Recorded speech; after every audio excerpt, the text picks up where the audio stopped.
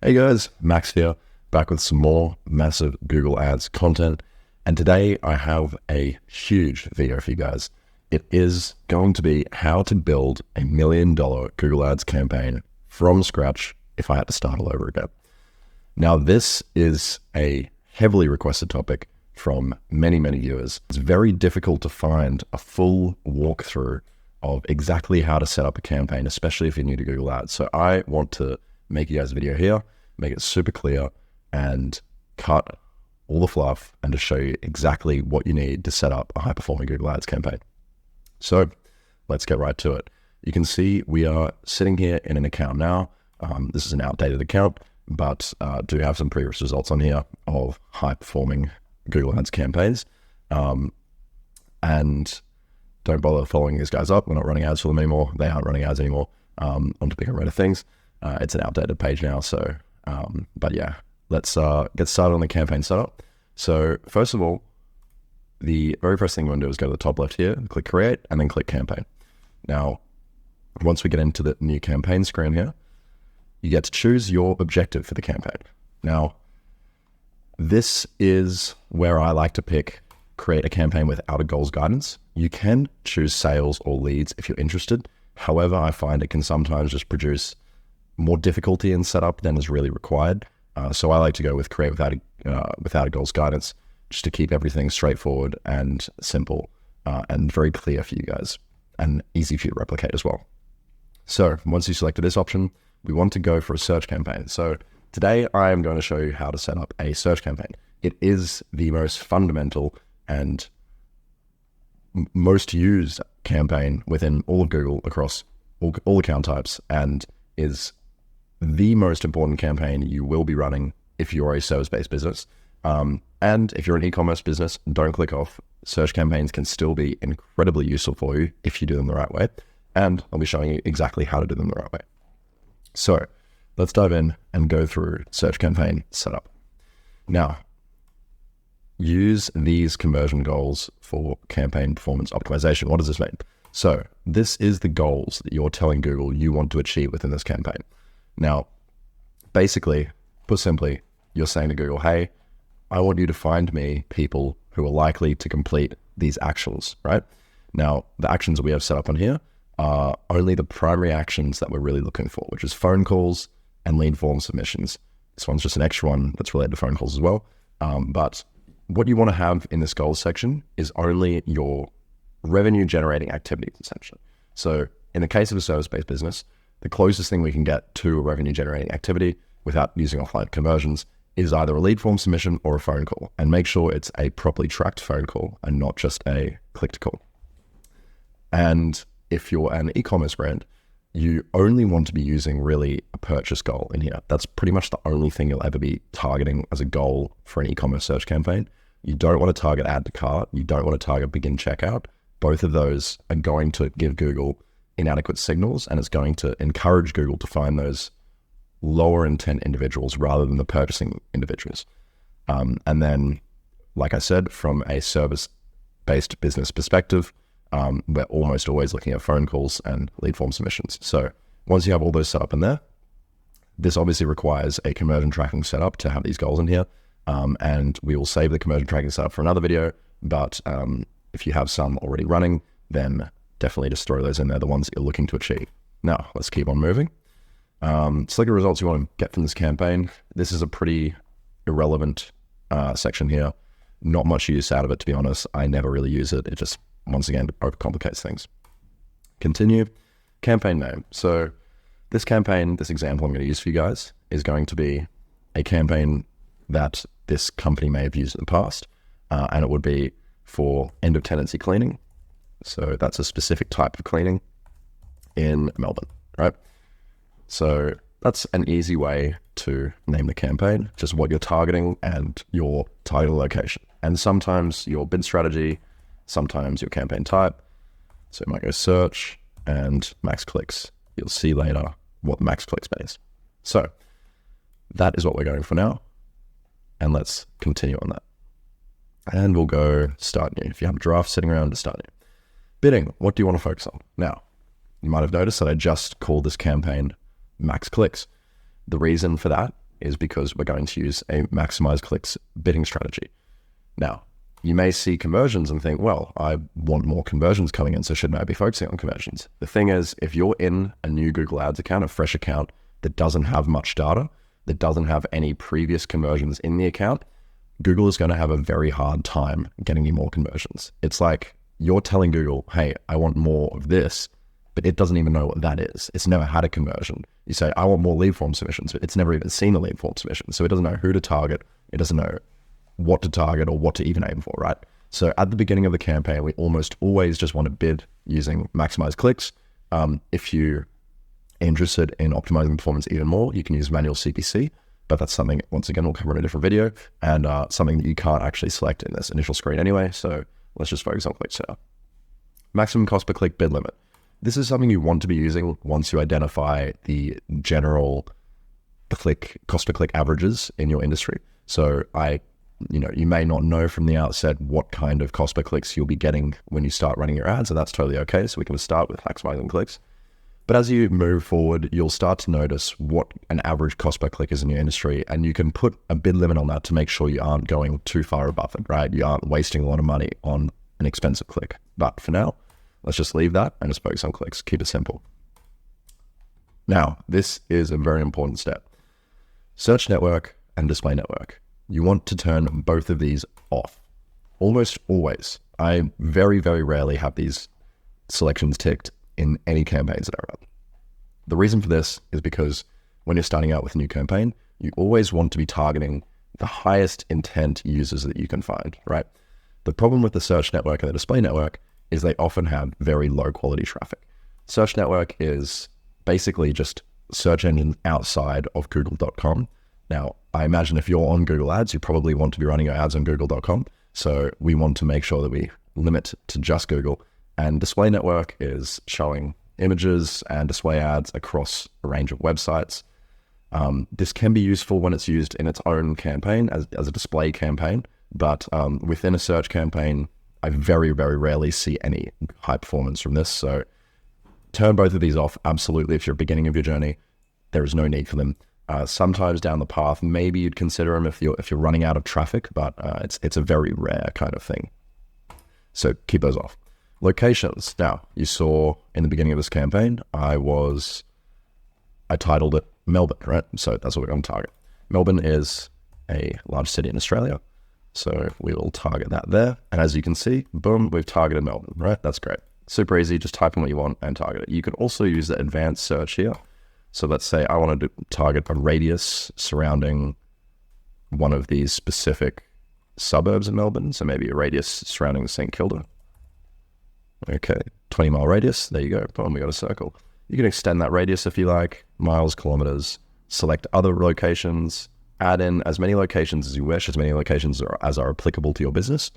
If you're a service-based business, obviously keeping it a little bit more targeted and tight. If you're an e-commerce business, branching out broadly.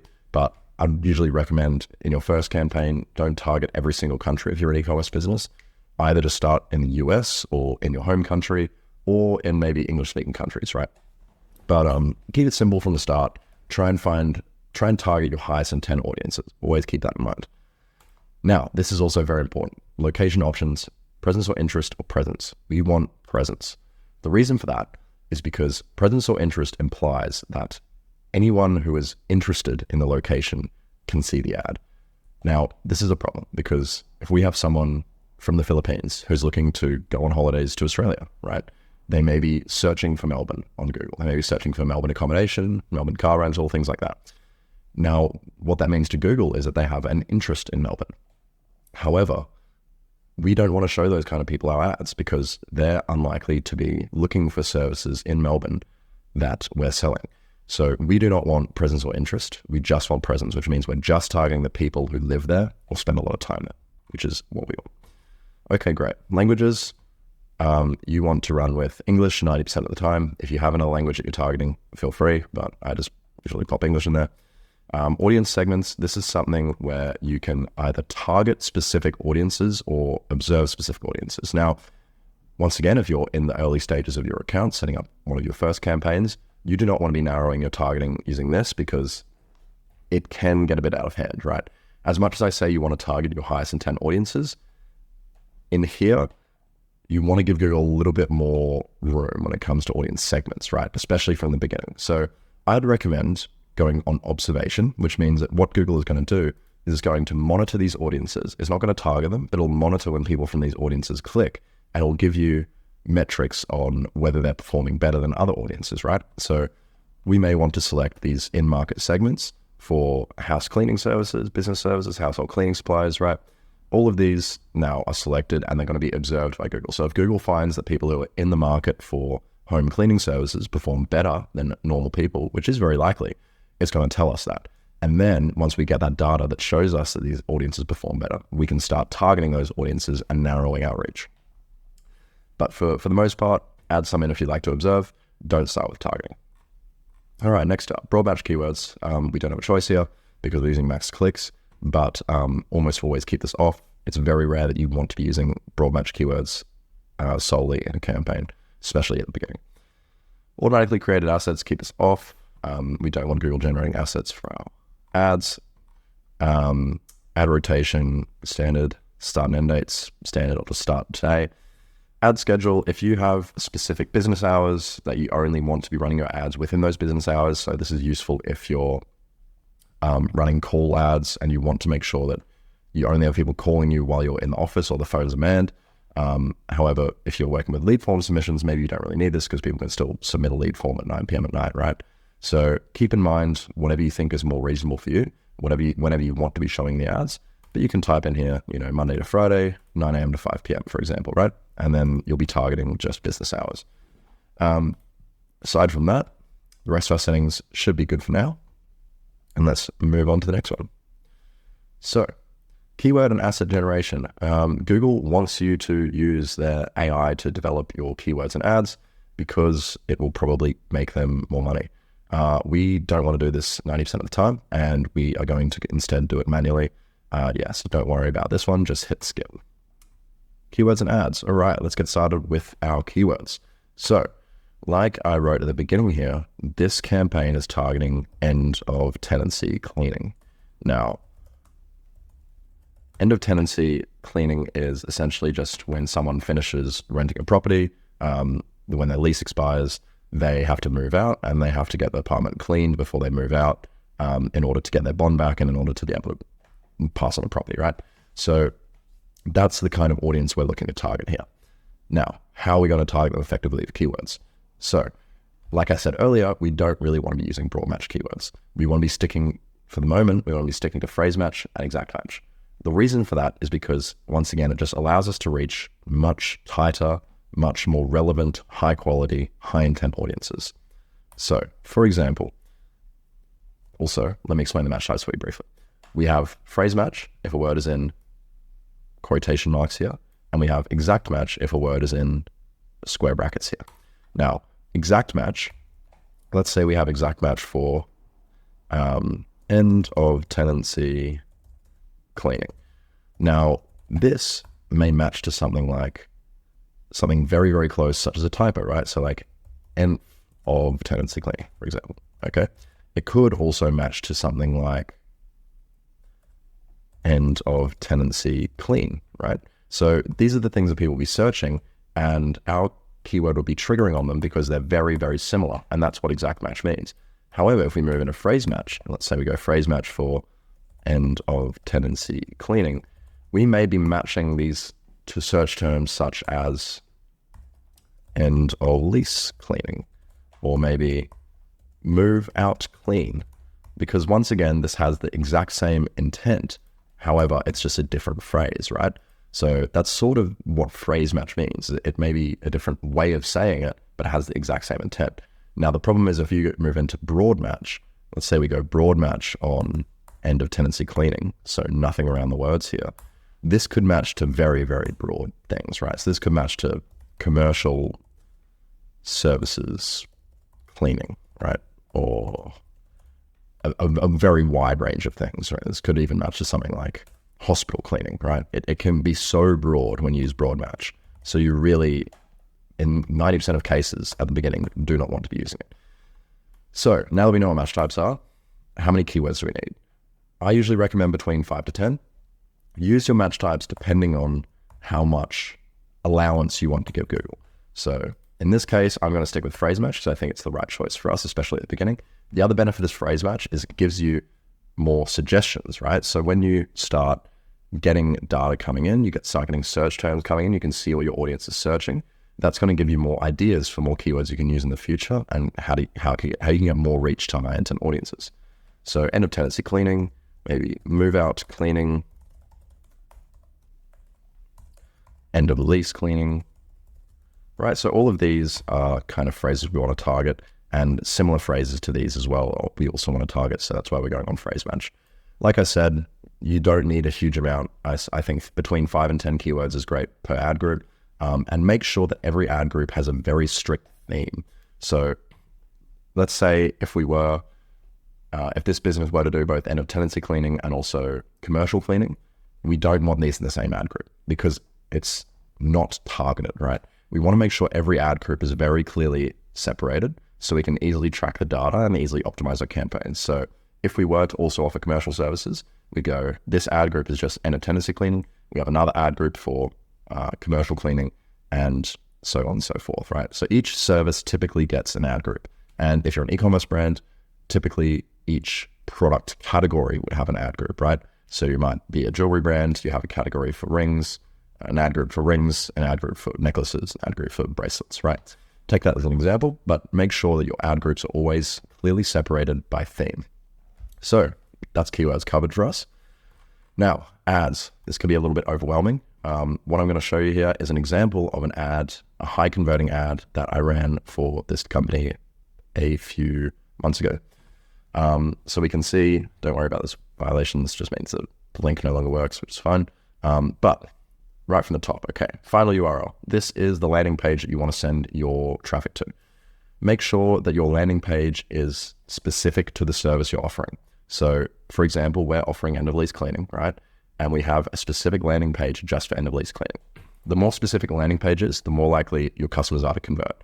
When they have a very consistent journey, they're much more likely to follow through, request a quote, make a phone call, whatever it may be. So have a landing page specific to your service. Headlines. Now, I'm not going to go into a huge amount of detail on how to write good headlines because that's a whole different video, right? But to summarize, if you're running one of your first campaigns, probably use all 15, right? If you're only running a small account structure with not many campaigns, you don't want to be spending a huge amount of time managing, come up with 15 headlines, 10 to 15 headlines. You don't have to get all 15, 10, 15, however many you like, right? Then what this does is it allows Google to test a lot more. It allows it to test every kind of combination between these keywords and find what works well for you. Now, when it comes to writing the keywords themselves, when it comes to writing the headlines themselves, rather, there are a few things to keep in mind. For the most part, just make it something you would click, right? Make the headline interesting, make it appealing, make sure to include benefits to the user, advantages, emotional appeal, offers, guarantees. Here are some examples, right? Call to action, get a free quote now, that's a call to action. Obviously saying best end of tenancy cleaners professional. We got leave the exit cleaning to us, 15% off your first clean, that's an offer. Moving out, we'll clean up. We got like an emotional appeal here, cleaning your worries away, makes it very clear, gives the user a very clear image in their mind of what's happening. Making sure you get your bond back cleaning services. Just make sure you hit on everything that the customer wants to know. Descriptions, very much the same, right? These are not super important, barely anyone actually reads them, but fill them up and just put in more of a summary of your service, right? Summary of the benefits, summary of your service, summary of the offers, a few call to actions. Exact same thing as the headlines, just a bit longer, right? Fill them up and give Google a few options to work with. Images, throw in some relevant images when you can. It just gives you more ad real estate. If we can find an example in here, basically the image will pop up on the right. Just looks a bit nice, a bit more professional, and yeah, gives you more space on the page, right? Easier to get clicks to come through. Now, business name, business logo. Once you complete your advertiser verification, which is super easy, just upload a few documents, you'll be able to upload these two assets here, which are both very useful and increase click-through rate a lot. We've got site links. So each individual site link is another landing page which users can directly click through to. It gives them just a quick option to click through to something if they are interested in it, right? So people may be wanting to see your reviews, and they have a quick button that they can click immediately through to your reviews, right? Get a free quote, services, about us. So just things that people might want to click through to without having to navigate your whole website. Make sure to also fill up, if you have a promotion, right, 15% off your first clean. Once again, that'll increase your click-through rate, get more people clicking through to your website. Add a phone number if you want to receive calls. Account level call-outs. These are just little call-outs at the end of your ad. You can see them here, customer service, 7 a.m., 11 p.m., blah, blah, blah. So these are just giving some brief details on the business. Structured snippets, once again, this is a service catalog. Once again, these show up at the end of your ad here in different variations. So you can see service catalog and at least cleaning, blah, blah, blah. So once again, not super important, but it does help you. So fill all of these ones out, all the ones I've just highlighted. Don't worry about lead forms. We've seen pretty bad results with lead forms in general on the Google side, though Google lead forms. Website lead forms are fine, but like within the Google ads, be wary of them. And that's pretty much everything. So I know I rushed through the ad bit a little bit there, but I don't want to get bogged down in it, and we're going to save it for another video. And I want to try and keep this as straightforward as possible. But that is everything. Once you complete your ad there, you'll be on this page. Once you finish your ad, you just hit done and you hit next, and you select a budget for your campaign.